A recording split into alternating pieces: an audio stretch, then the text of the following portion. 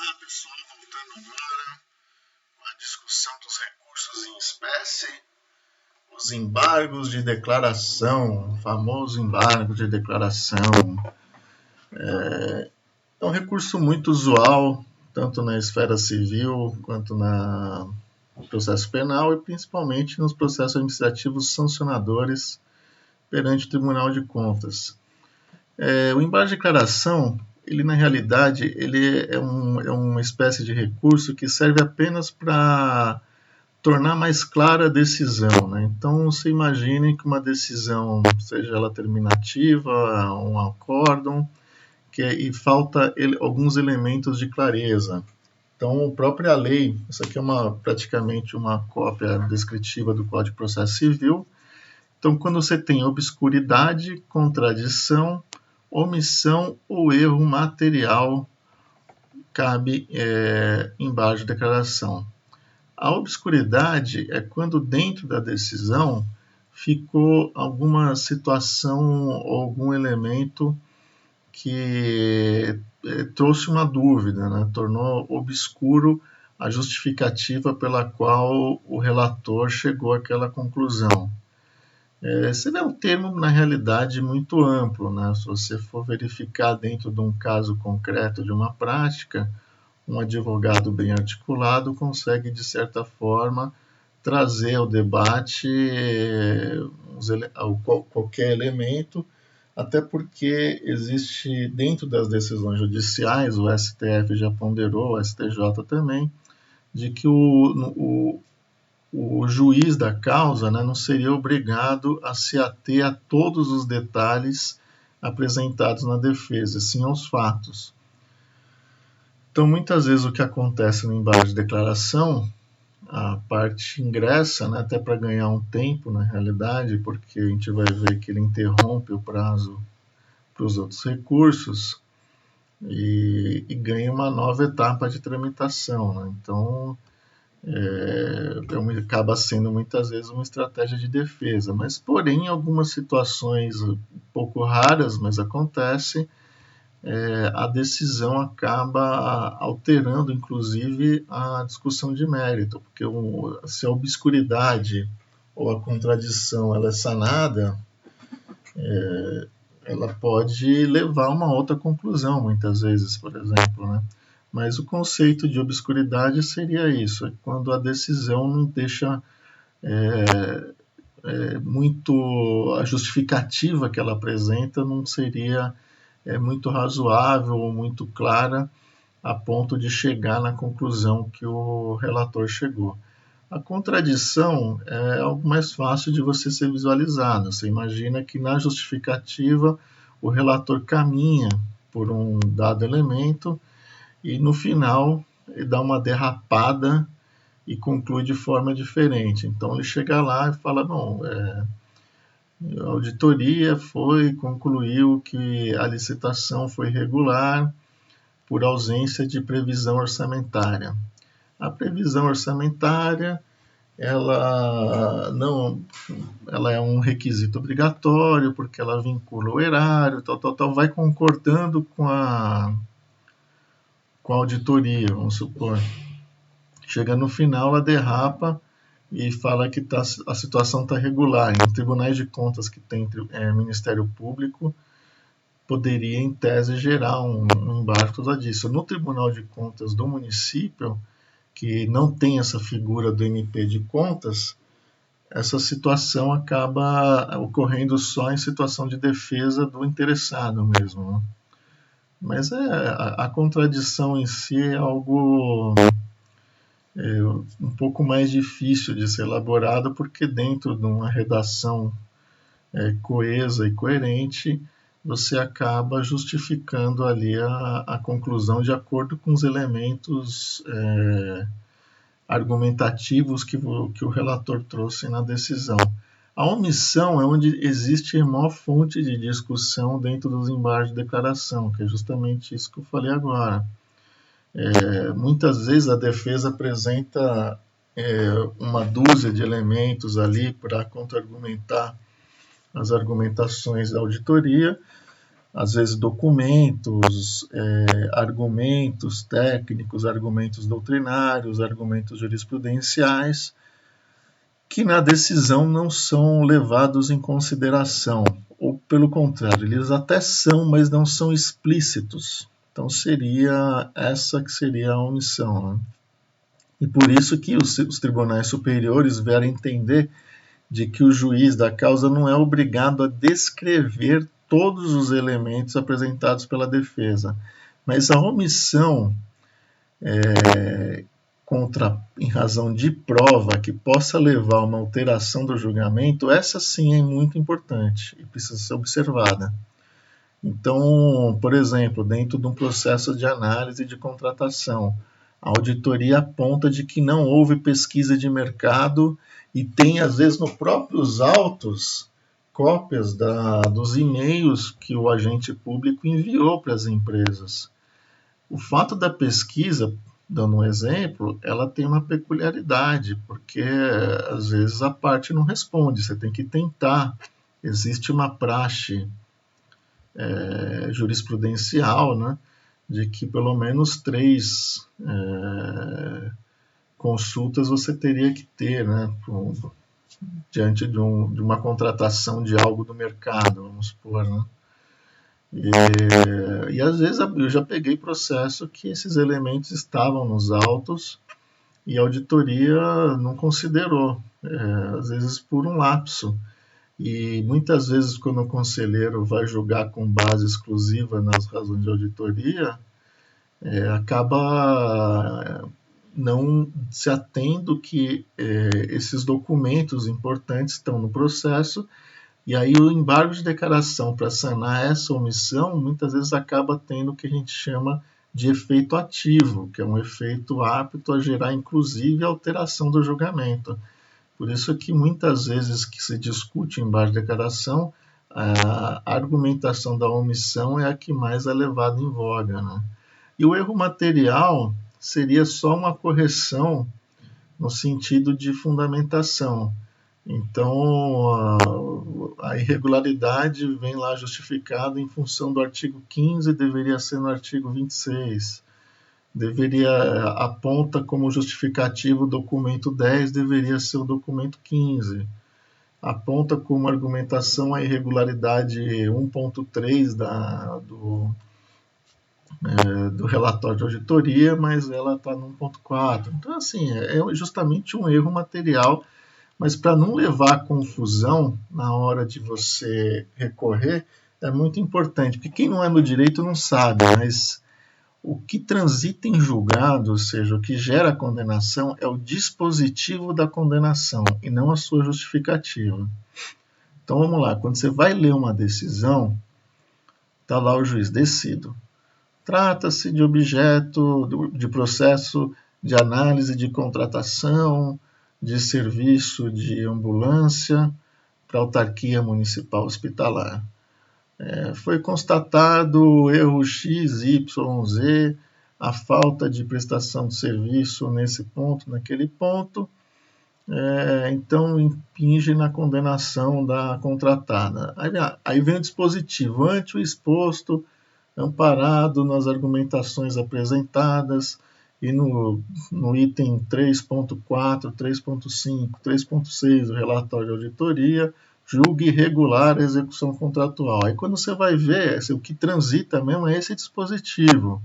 Se tiver um erro nesse dispositivo em relação à justificativa, poderia fundamentar o ingresso com esse embargo. Isso é importante mais, inclusive, no processo civil, porque a argumentação, o dispositivo leva a recursos a instâncias superiores, então é importante sanar. No processo administrativo sancionador, nem tanto, em função da esfera administrativa, ter essa peculiaridade aí da informalidade, e também ela se encerra no próprio tribunal, né? Não teria um recurso superior fora da instância do tribunal a ponto de você ter que sanear um erro material dessa envergadura para servir de fundamento de admissibilidade para eventual outro recurso. Bom, o prazo dos embargos de declaração ele é de 15 dias úteis e conta da intimação e é dirigido ao juízo singular ou relator, porque é ele que cometeu, em tese, a decisão que gerou obscuridade, contradição, omissão, erro material. E tem que indicar exatamente qual foi o ponto. O importante dessa argumentação aqui, muitas vezes, como eu falei lá atrás, existe a necessidade hoje, eu acho primordial, inclusive em função da LINDB, da individualização da conduta.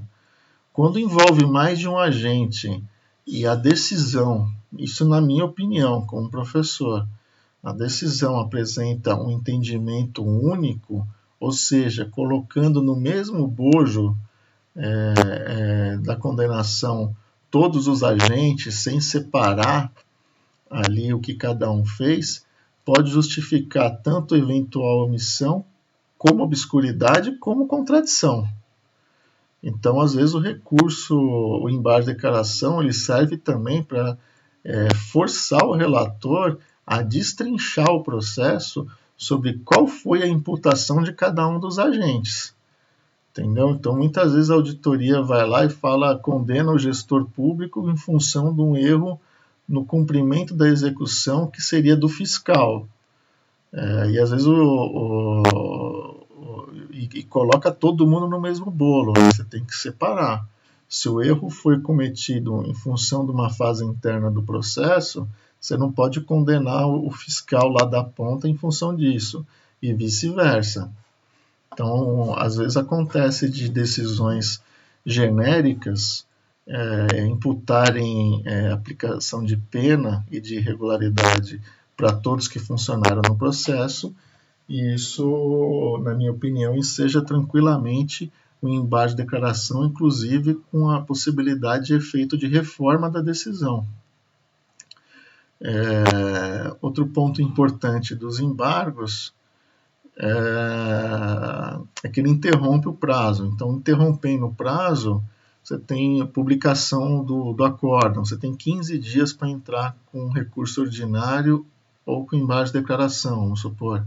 Se entrou com embargos de declaração, seja no 15º dia útil, seja no primeiro dia útil do prazo, ele interrompe. Então, depois de julgado, reabre o prazo inteiro do recurso ordinário para você entrar com recurso ordinário, para você entrar com outro recurso que acabou sendo interrompido pela interposição do embargo de declaração. Então, está aqui, impõe a interrupção por outros embargos. Aqui, o recurso ordinário de agravo regimental e de revisão não poderão ter como relator o conselheiro, isso eu já falei na parte passada, como aspecto geral. E agora vamos tratar do recurso ordinário, que é um dos principais recursos do tribunal, porque ele leva à rediscussão inteira do fato, inclusive com uma peculiaridade: ele pode gerar a apresentação de novas provas, mas novas não no sentido de que surgiu a partir da instrução processual. Pode ser prova de que não foi avaliada, que não foi levada ao processo, mesmo sendo um documento antigo, né? Então, quando a gente fala novas provas, não significa novo no sentido de ter sido realizada ou ter sido apresentada, surgida durante aquele momento. Pode ter sido um documento de 10 anos atrás que se achou perdido em determinada repartição, mas que interessa a discussão processual, ela pode ser reapresentada. Então, isso aqui é só uma questão preliminar de abordagem, né? Então, tá lá, das decisões terminativas de juiz singular e da Câmara, fora aquela situação do recurso ex officio que a gente já tratou, que é o recurso oficial, existe o recurso voluntário, que é o recurso ordinário dirigido ao pleno, né? Então, o recurso singular, a decisão singular, que é um conselheiro que decidiu, o da Câmara, que são formadas por 3 conselheiros, como a gente já viu, é levada ao pleno para ser rediscutida pelos 5 conselheiros. E também caberá o recurso ordinário da própria decisão do pleno dos acórdãos por eles proferidos. Então, aqueles processos que já são de competência originária do pleno, também cabe recurso para o próprio pleno. Aí você pergunta, mas qual que é a vantagem que isso ocorre, se a formação do pleno é a mesma e vai repetir a decisão na esfera recursal? Primeiro ponto, às vezes não é a mesma. Às vezes o processo foi julgado num período e no período da avaliação do recurso, às vezes a própria composição já alterou por aposentadoria, por exoneração de conselheiro. E mesmo que for a mesma, você tem a possibilidade de argumentar o seu ponto de vista tendo com base a decisão. Então, vem lá o relator e argumenta que determinada irregularidade foi suficiente para gerar irregularidade por causa dos elementos A, B e C. Você pode ir lá no recurso e demonstrar um ponto de vista que contra-argumente essa ponderação e que leve a um entendimento diferente, inclusive com uma releitura das provas. Então, é uma questão argumentativa que pode levar, sim, a alteração. Isso é comum num dado momento histórico, na quadra histórica que ocorreu o julgamento, o conselheiro ter uma visão de mundo e que depois, numa análise de recurso, isso altere. Um elemento muito importante. A LINDB, por exemplo, eu sempre bato nela, da lei de introdução a essa nova parte da disposição do direito público. Ela relembrou, o que já deveria ser uma praxe, que é a necessidade de você julgar sobre o aspecto fático que o gestor estava vivendo. Às vezes, essa decisão primeira veio de uma forma muito genérica, sem a descrição pela qual o administrador estava naquele momento. Então, às vezes, no recurso ele fala, você está falando que eu tenho que ser imputado em função de uma falha numa publicação do edital, de um erro material no edital, mas passou por uma perícia jurídica, passou por uma análise de engenharia. Eu não sou engenheiro, eu sou administrador público, então presume que o agente público que me antecedeu tem legitimidade e legalidade na produção dos seus atos, então ele deveria ser intimado para se defender, entendeu? Então, quer dizer, são argumentos que você pode trazer para o recurso ordinário que leva a essa releitura, porque ele devolve toda a argumentação para o plenário. E você também existe a possibilidade de sustentação oral, de trazer novas situações, novos documentos. Então, o relator vai lá na primeira decisão e fala que não ficou demonstrado no processo administrativo, no processo perante o tribunal, que houve pesquisa de preço. Aí você vai no processo administrativo de contratação, tira a xerox da pesquisa de preço e apresenta no recurso. Então, é totalmente passível isso, totalmente possível e que leva à alteração do julgamento. Então, voltando aqui, então, cabe nessas situações, o prazo também é de 15 dias úteis, contado da intimação. Os requisitos são os mesmos, petição fundamentada, dirigida ao presidente, e é feita a distribuição para um relator diferente. Aqui é importante, pela indicação do número do processo em que é exarado o acordo apontado, acrescida, se possível, da citação no Diário Oficial. Não, é mais um requisito formal, de análise do que eu já acabei falando, no recurso ordinário. Aqui tem uma questão. Uma das possibilidades do recurso, de caber o recurso, além da rediscussão material do mérito dos fatos, é uma divergência entre julgamentos do próprio tribunal. Essa que era aquela observação que eu trouxe a seguir. Essa divergência ela acontece como? Vamos supor que o tribunal, num processo semelhante de contratação passada, entendeu ser regular o fato de publicar o edital apenas no na internet sem publicar no jornal de grande circulação. Entendeu, por exemplo, de que uma falha no processo de contratação quanto a quantitativos pode ser superada no processo de execução se durante a execução se verificou que não houve abuso e que não houve prejuízo ao erário.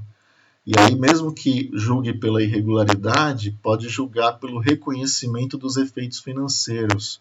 Isso é importante por quê? Porque ao reconhecer os efeitos financeiros, você reconhece de que o contrato gerou efeito positivo, que o objeto foi realizado e que não houve dolo ou má-fé do agente público durante a contratação.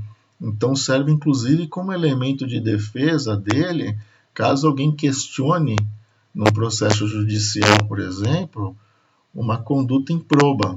Ele pode falar, não, o próprio Tribunal de Contas reconheceu que tudo bem, eu cometi um erro, todo mundo que quem trabalha erra e quem trabalha muito erra muito, isso é um fato, posso ter cometido um erro, porém esse erro não foi um erro grave, não foi um erro, não foi dolo, quer dizer, não tive a intenção de causar um dano, não foi causado um dano e também não foi um erro grave, a ponto de não ser observada uma regra básica, comezinha, dentro da administração pública.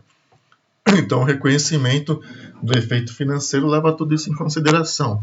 Então, você pode também argumentar num recurso a necessidade de reconhecimento de efeito financeiro, por exemplo, então, inclusive de reforma da decisão, porque numa outra decisão paralela, semelhante, com o mesmo objeto, o próprio tribunal já reconheceu, o que seria uma espécie de jurisprudência, né, de você indicar, e aí que vem esse requisito de você indicar o número do processo e o acórdão discordante, né, você tem que trazer no recurso esse acórdão que demonstra que um fato semelhante foi julgado de maneira diferente pelo próprio tribunal. E os trechos desse acórdão que demonstram essa similaridade entre os fatos e a decisão divergente causada entre os atributos, né? Então, agora vamos tratar da revisão. A revisão, para quem trabalha com processo civil, ela tem mais ou menos a natureza de uma ação rescisória. Eu mesmo não entendo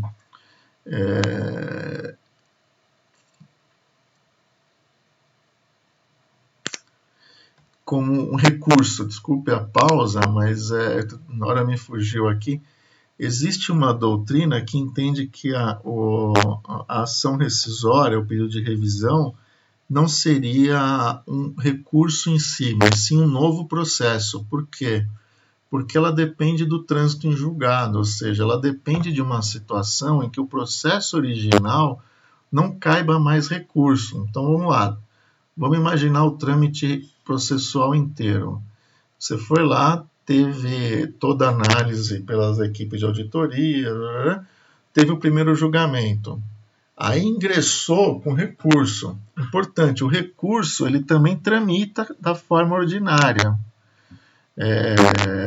processual. Então, o relator recebeu o recurso, verificou os requisitos de admissibilidade, ele manda para a Subsecretaria de Fiscalização e Controle. Esse recurso também vai para a JCE, também vai para a SFC, também vai para a Secretaria-Geral, retorna para o relator, que envia para o revisor.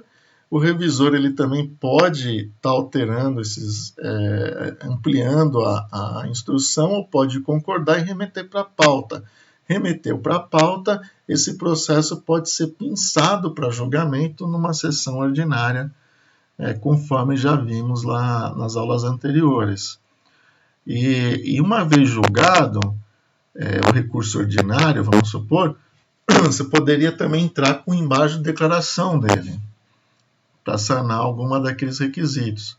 Julgou embaixo de declaração, não cabe mais nenhum outro tipo de recurso.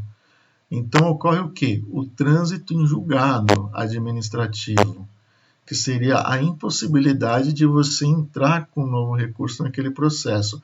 Então a revisão ela tem como pré-requisito justamente essa situação. de você não poder mais discutir dentro do próprio processo, por meio de recurso próprio, a decisão. Então está aqui no parágrafo 1º. A revisão será requerida ao tribunal, ao presidente do tribunal, no prazo de 5 anos, ou seja, até 5 anos, contado do trânsito em julgado da decisão ou acórdão. O trânsito em julgado é um requisito absoluto. Se não tiver o carimbo de trânsito em julgado, você não pode entrar com a revisão. Ela é uma formalidade essencial, entendeu? Então, vamos lá, as situações em que você pode entrar com essa ação ou, entre aspas, recurso de revisão. Então, são das decisões terminativas ou acórdãos, quando fundado em erro de cálculo ou documento falso. O erro de cálculo é uma situação que pode ser verificada pela parte se ela trouxer os elementos, né, trazer uma contra-argumentação de que uma condenação X, ou então as contas públicas de que ela foi ordenadora de despesa, estavam corretas e o tribunal atribuiu ali dentro do processo de contabilidade uma irregularidade que não existiu. Agora, o documento falso é uma peculiaridade para tomar cuidado. O Tribunal de Contas não tem competência para declarar que um documento é falso. Só o Poder Judiciário tem essa prerrogativa.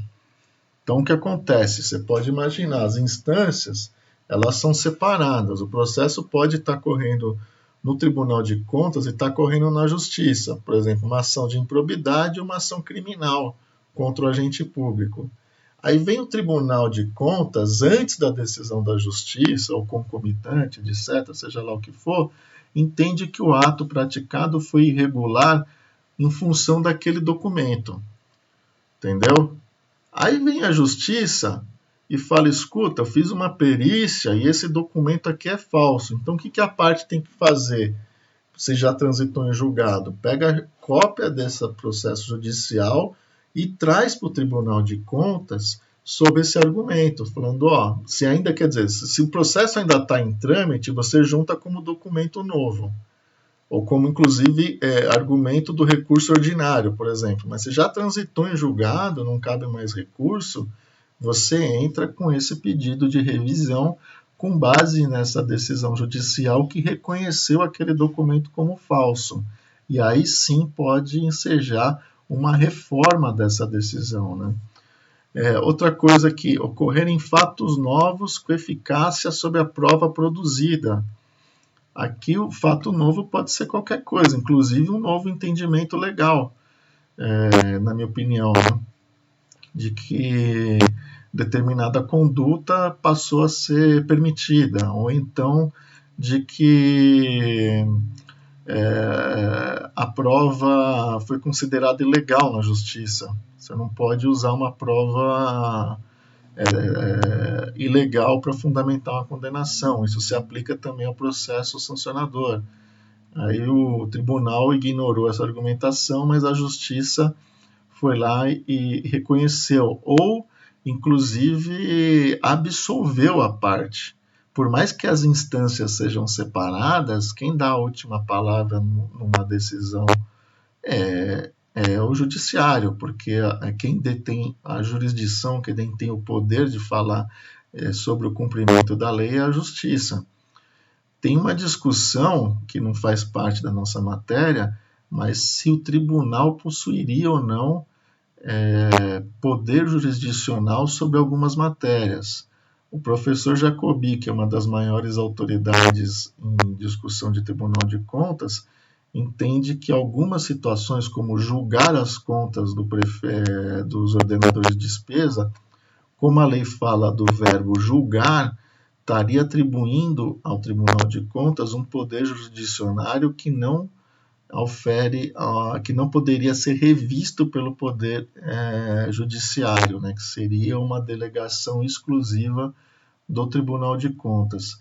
Eu particularmente entendo que não. A natureza, para mim, da decisão do Tribunal de Contas é uma decisão administrativa que pode ser revista integralmente pelo Poder Judiciário, porque o artigo 5º da Constituição fala, como eu já acho que até argumentei em aula passada, que é todo aquele que sofrer abalo na sua esfera jurídica pode se socorrer do Poder Judiciário. Então, se aquela parte que foi condenada durante pelo Tribunal de Contas pode estar recorrendo, não recorrendo, né? Pode estar ingressando com uma ação junto ao Judiciário para rever o posicionamento do Tribunal, mesmo que for em julgamento de contas, na minha opinião. Não tenha dúvida disso.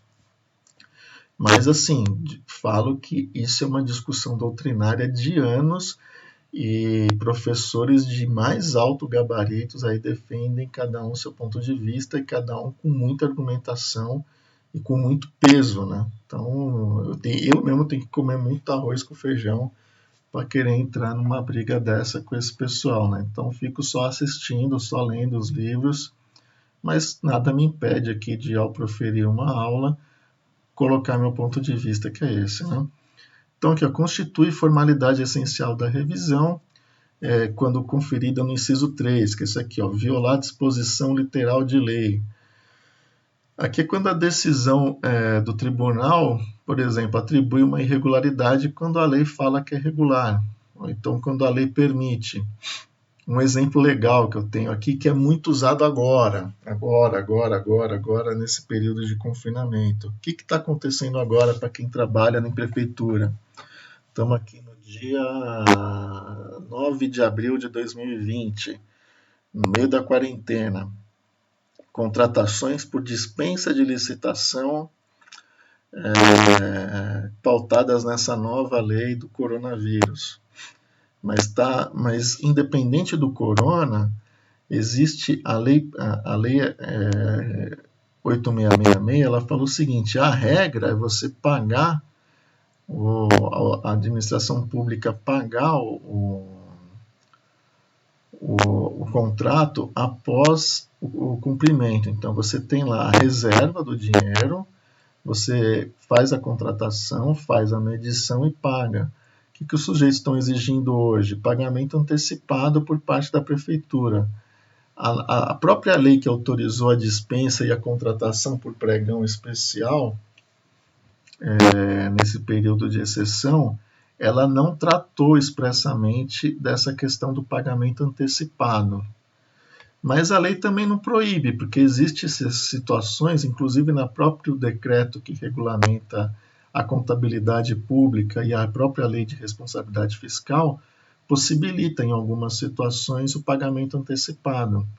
Um exemplo, a assinatura de revista, né? Quando a praxe comercial impõe o pagamento antecipado, a própria lei permite, quer dizer, ela não proíbe. Então, se a praxe comercial de hoje exigir o pagamento antecipado, por exemplo, para a venda de máscaras, insumos de medicina, que as empresas estão com medo de calote, e vem o tribunal lá para frente e dá uma decisão de que foi irregular porque houve o pagamento antecipado, e essa lei atual a 13.000 e alguma coisa de 2020, que fala da contratação nesse período do combate ao coronavírus, ignorar essa situação, ou seja, ignorar que é uma situação de praxe comercial e que a própria lei autoriza essa exceção, você poderia entrar com uma revisão. Entendeu? Então, até numa situação atual, eu não sabia, mas fui pesquisar que conserto de elevador e de escada rolante, em regra, é pago antecipado, ou seja, é uma situação em que o mercado impõe essa exigência. Se impõe essa exigência, você não vai poder condenar o agente público porque pagou antecipado. Então, assim, é um exemplo aqui fácil, que me veio à cabeça agora, mas que pode ensejar essa justificativa. E outra coisa, a revisão também não precisa ser provocada pela parte, por aquele que sofreu. Qualquer conselheiro, dentro dessas situações anteriores, que se deparar com elas, pode pedir a revisão, pode pedir a reabertura do processo para revisão. Lógico, é uma situação muito rara, mas pode ocorrer, principalmente quando altera a composição do tribunal, né? Vamos supor, a maioria dos conselheiros se aposentam, vem um pessoal novo, com uma nova cabeça, uma nova dinâmica de enxergar a administração pública, em tese poderia pedir, dentro dos prazos, os requisitos, a reabertura desse processo. E agora vamos tratar do agravo regimental, importantíssimo instrumento de discussão, que tem algumas situações em que é possível o seu ingresso, né? Então, agravo regimental, para quem é do direito, já conhece a figura do agravo, né? Que é contra as decisões interlocutórias, ou seja, decisões que são tomadas durante o processo, mas que podem aí impingir um prejuízo à parte no final, quando do julgamento do seu mérito, né? Então, o tribunal, como eu falei, existe o princípio da taxatividade, ele traz aqui as situações em que o regimento entende que seria possível a interposição do agravo regimental. Ele tem os mesmos requisitos, né, do recurso anterior, tem que ser de forma escrita, tem que ser indicando expressamente qual o ponto, né, quais os argumentos legais da sua interposição. Naturalmente, se você não é advogado, não precisa se ater tanto a essa formalidade, né? O relator terá o cuidado de fazer essa leitura diante da situação posta, né? O agravo, o relator ele pode, ao receber o agravo, rever sua posição. Então, imediatamente, aí o agravo nem precisa ser processado, né? Ele tem o que chama o pedido de ele pode ser apreciado imediatamente pelo relator e se ele se convencer, não precisa ser processado nem ser levado ao pleno, né? Em tese, recebeu o agravo regimental, o relator faz uma análise pessoal e fundamentada sobre a possibilidade de retratação, ou seja, sobre a possibilidade dele rever ou não o pedido. Ele mantendo a decisão, ele tem até a sessão subsequente para mandar esse processo para o plenário analisar, salvo em duas situações que a gente vai ver expressa aqui, que ele recebe esse agravo regimental como retido, ou seja, o agravo fica nos autos e se a parte vir perder o processo lá na frente, em preliminar de recurso ordinário, ela tem que pedir expressamente para, antes de entrar na análise do recurso ordinário, o agravo seja analisado. Então, ele fica retido nos autos até que, se por acaso a parte vier a sofrer o prejuízo, daí o agravo é analisado. Mas são nas situações expressas que a gente vai ver agora. Então, caberá agravo regimental no prazo de 5 dias úteis, importante, 5 dias úteis, nessas situações previstas. Aqui, artigo 56, parágrafo 1º. Em deferimento da petição inicial na representação. Então, se o sujeito entrou com a representação, requerendo uma prestação jurisdicional do tribunal, o tribunal entende de que não é cabível aquela representação, por exemplo, por não ser competência do tribunal analisar a matéria. O sujeito insatisfeito com essa decisão do relator pode entrar com esse agravo regimental. O relator recebe, faz a análise de retratação, mantendo a decisão, remete para julgamento na sessão subsequente. O 62, parágrafo 1º, em deferimento da petição, aqui não ficou constando, de pedido de prova. Deixa eu só botar o texto inteiro aqui, só um minuto. Aqui, gente, voltando, desculpa, eu vou ler aqui, o artigo 62, ele fala da consulta. A consulta a gente já vai tratar, significa quando a consulta é um expediente em que o presidente da mesa da Câmara e o prefeito pode solicitar do tribunal uma manifestação sobre a aplicação de lei em tese, né? Não pode ser sobre caso específico, mas ele pode solicitar, em caso de dúvida, qual o posicionamento do tribunal.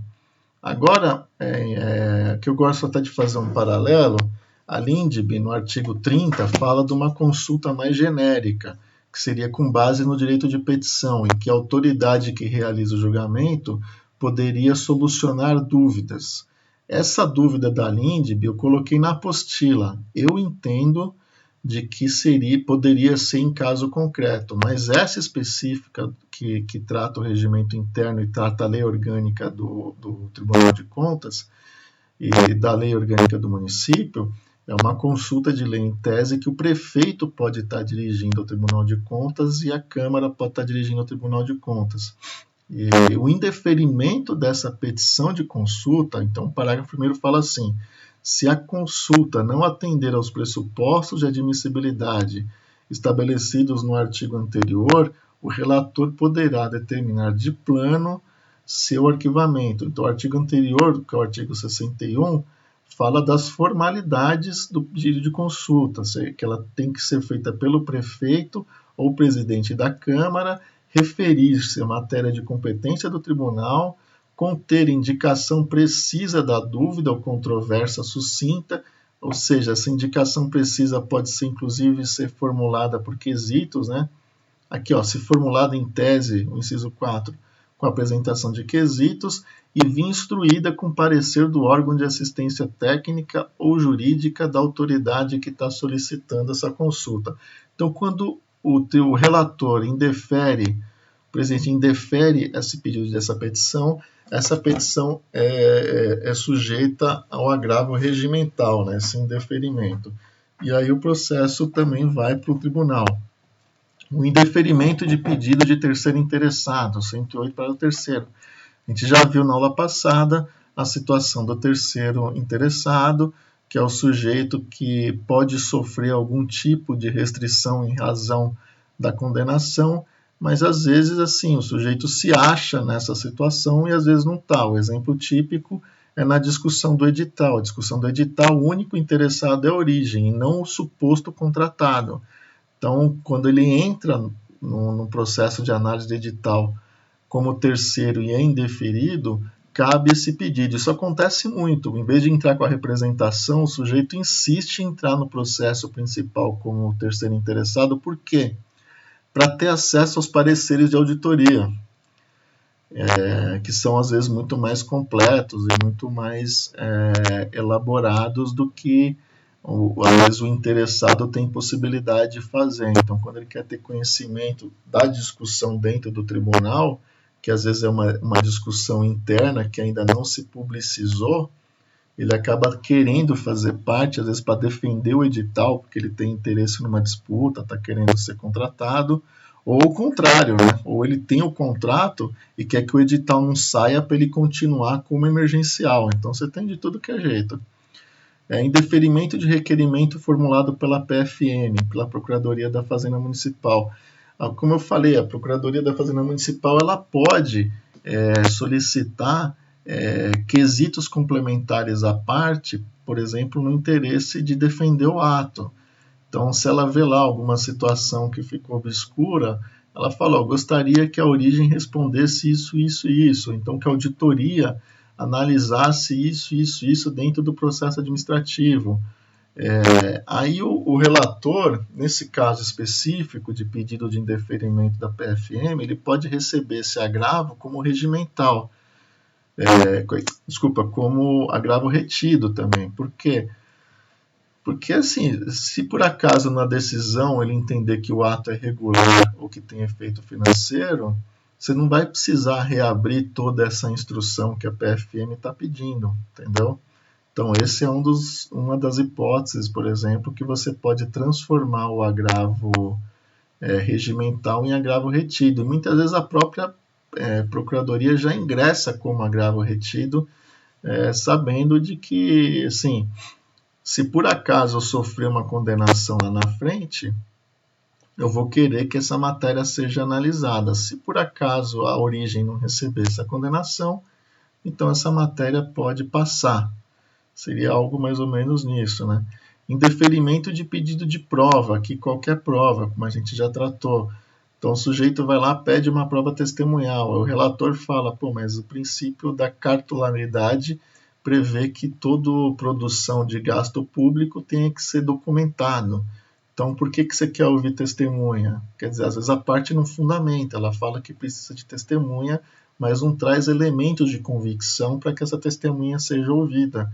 E às vezes o próprio processo dispensa a análise a oitiva de uma pessoa, porque a própria documentação já apresenta. Aqui em prova testemunhal, só um parêntese que ninguém fala, mas pode servir como um dado útil. Se a parte quiser apresentar um depoimento e não tiver como, tiver indeferido, ela pode ir num cartório comum, pedir para o cartorário que tem fé pública colocar o depoimento dela num documento e juntar esse depoimento como prova documental. Eu já vi isso acontecer, achei interessantíssimo, né? Porque o tribunal não queria ouvir a testemunha, o advogado pegou a testemunha, levou num cartório, teceu a argumentação dela a termo, o cartorário firmou lá que estava ouvindo de fulano o que ele falou, então quer dizer, tem fé pública, né, o que ele falou, então serviu como recebimento de prova. A decisão ainda não ocorreu, mas achei interessante o procedimento que ele seguiu. E aqui, nos casos de não recebimento do recurso, ausência de previsão legal, lembra? Ilegitimidade, falta de interesse, etc., também cabe o agravo regimental. E aquilo que eu falei, o recurso contra indeferimento de pedido cautelar em representação, ele não tem. Você vê que a taxatividade demonstra que não cabe agravo quando você entra com uma representação e a representação com pedido liminar, por exemplo, a paralisar uma licitação, e isso não ocorre. O tribunal vem discutindo que em casos mais relevantes, casos com grande custo ao erário, o indeferimento também seja levado a referendo. Porque se vocês lembram que eu falei na aula passada, foi que o deferimento de liminar ele tem que ser levado a referendo, o indeferimento não.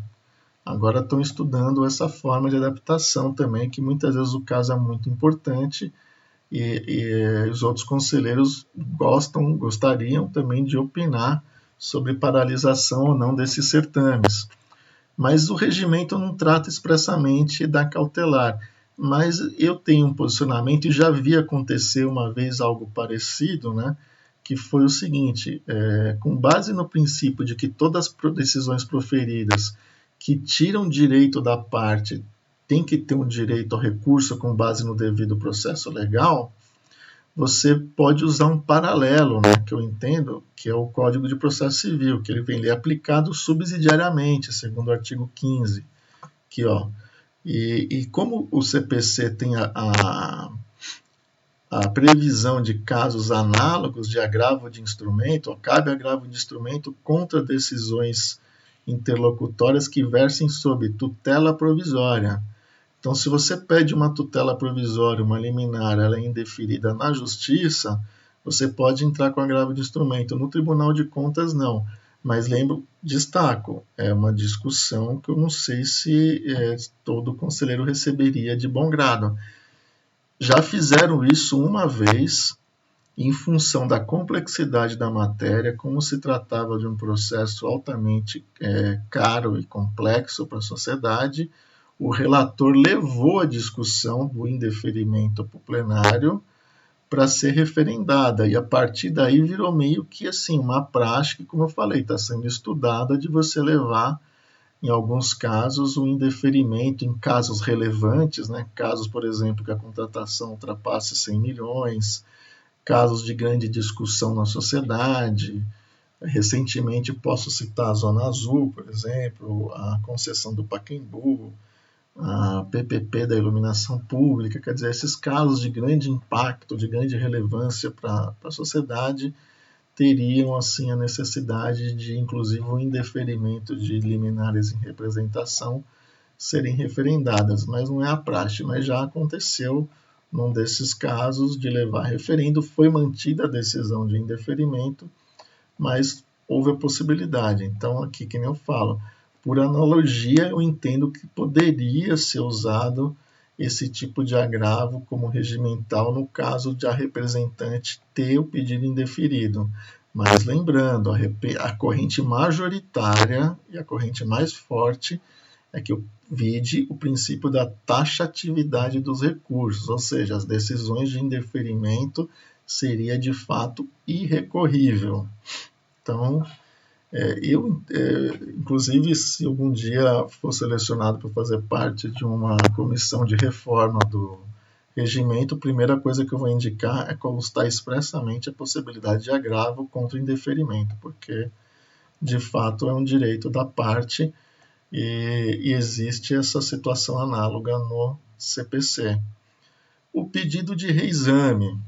Esse reexame é um pedido especial que é feito na análise das contas públicas, ou no pedido de análise de consulta. Então, quando a gente trata daquela situação da consulta, que é só cabe pedido de reexame apresentado pelo próprio consulente, ou seja, o prefeito ou o presidente da Câmara, no prazo de 30 dias do acórdão que veicular a resposta à consulta formulada, contada a data de publicação, desde que sejam quando alega necessidade de explicação complementar. Essa explicação complementar tem que vir também em quesito, né? Então ele apresenta os quesitos na consulta, como a gente falou, e ele entende que o tribunal meio que não respondeu a todos, ele pode entrar com esse pedido de reexame. Por que isso é importante na consulta e no pedido de reexame? Porque essa decisão do tribunal vincula o tribunal na decisão futura. Então, quando vai ter um gasto público, por exemplo, agora é muito comum, tanto que tem uma Câmara composta entre o Tribunal de Contas, entre a Prefeitura, e a Câmara para decidir os gastos do Convide, em que pese todas essas alterações, existem outras também que você pode ensejar uma dúvida, e aí o prefeito poderia consultar. Eu posso usar esse dinheiro público para tal situação, esse dinheiro público está sendo albergado em quais situações? Bom, essa decisão, no pedido de consulta, vincula o tribunal na decisão futura, por isso que ela é importante. E quando não são esclarecidos tudo aquilo que quem pediu trouxe ao debate, ele poderia entrar com esse pedido também. Outra situação do reexame é sobre o parecer prévio emitidos nas contas do prefeito. Então, a gente vê lá, o tribunal ele não julga as contas do prefeito, ele realiza um parecer, que esse parecer é remetido à Câmara, e a Câmara, por sua vez, realiza esse julgamento que eles chamam de julgamento político. Então, o julgamento das contas seria dividido em duas fases. Uma análise técnica, que seria o parecer do tribunal, e o tribunal, pegando esse parecer pela rejeição ou não das contas, envia esse parecer para a Câmara. A Câmara, para recusar um parecer do tribunal, precisa de uma maioria qualificada, uma maioria de 2/3, ou seja, 2/3 dos vereadores podem rever o parecer do tribunal. Por isso que é muito importante o posicionamento do tribunal, porque se ele vier pela irregularidade das contas, o prefeito vai ter uma dificuldade maior, vai ter que contar não só com a sua base de apoio, mas também até com uma parte da oposição para tentar reverter uma decisão dessa. Por isso que existe essa necessidade de um quórum qualificado para estar revendo esse posicionamento. E ele cabe justamente também nessa medida que é o parecer dentro de 10 dias, desculpa. E aqui tem uma questão também adicional. Quando se trata de reexame de parecer prévio, o procedimento é sumário. Ou seja, o que é um procedimento sumário? No processo civil, para quem não é da área, tinha o procedimento ordinário, que era o próprio nome diz, um procedimento comum, que seguia um ritmo, processual, procedimental, e o sumário surgiu para tentar equacionar e diminuir alguma desses trâmites em razão da matéria ou em razão do valor, por entender que eram processos em tese mais simples.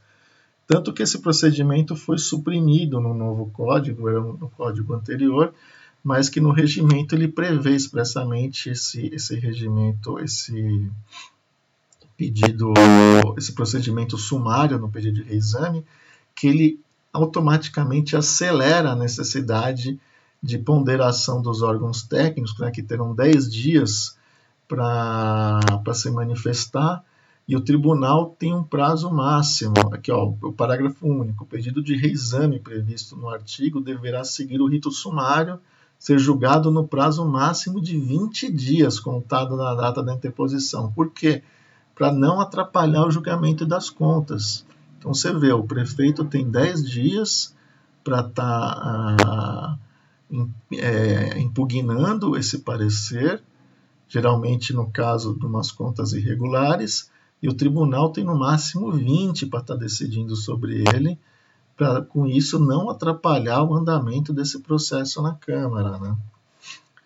Então aqui o artigo 72 é o que trata do parecer. E por fim, para finalizar a aula e finalizar toda essa fase, que todo mundo, eu gosto de sempre trazer essa discussão de volta, quem é o órgão responsável em fiscalizar o Tribunal de Contas, né? Quem que fiscaliza o fiscalizador? E aquela discussão, muitas vezes, que parece não existir, mas existe, né? O Tribunal de Contas também encaminha os seus relatórios de suas atividades trimestralmente e anualmente e as suas contas para análise da Câmara Municipal.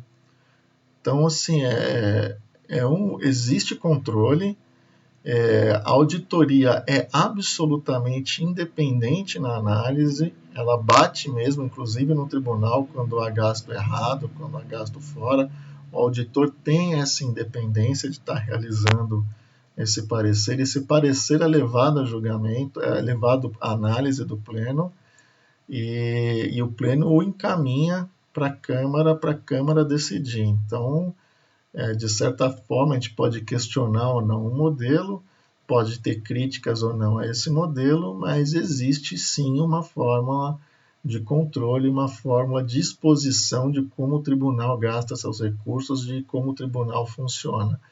Então, às vezes, hoje com a informática é muito mais fácil, qualquer cidadão pode analisar esse parecer do Tribunal de Contas, pode analisar o julgamento sobre os gastos do Tribunal de Contas. Então não pode confiar muito no que fala a mídia, em que fala esses grupos sociais aí de mídias sociais, dizendo que não existe controle, que existe sim, tem a previsão no artigo 48 da Lei Orgânica do Município, vocês podem lá dar uma olhada e vão ver que o tribunal sofre sim controle. Gente, gostaria demais mesmo de agradecer a vocês.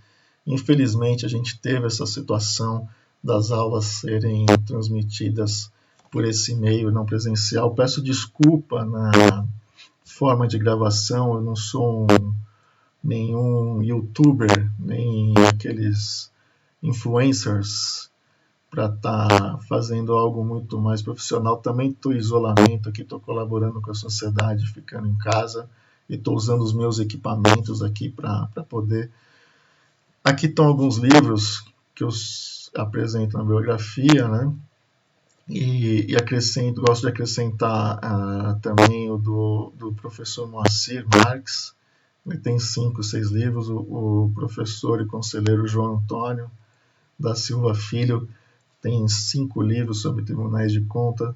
Também é um vasto material interessantíssimo aí para consulta. E eu vou deixar também aqui o meu e-mail, o meu telefone, que vocês precisarem, estou à disposição. Vocês podem mandar as dúvidas, entrar em contato pelo WhatsApp. Eu só naturalmente não vou responder a dúvidas concretas de processos em andamento, mas dúvidas doutrinárias, técnicas sobre o conteúdo da aula.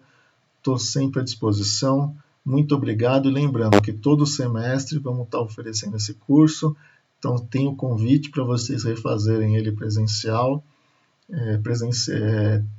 Todo semestre eu costumo trazer professores convidados novos para estar dando uma sugestão, para estar dando o seu ponto de vista. Convido advogados para estar criticando o tribunal de quem olha do outro lado, auditores, promotores. Então, todo semestre tem uma novidade. Vocês podem estar entrando no site da Escola de Contas e estar acompanhando a formação da equipe que dará a aula. E, naturalmente, eu sempre vou estar presente também, assim espero. Mas também entendendo que alguém pode vir ajudar e colaborar com outro ponto de vista, também eu faço. Então, gente, brigadão, estamos aí, muita força, muita fé. Vamos orar para todo mundo e vamos torcer bastante para essa fase passar e para logo estarmos nos encontrando, se possível nos abraçando, sem nenhum medo ou receio. Um forte abraço, gratidão enorme. Até!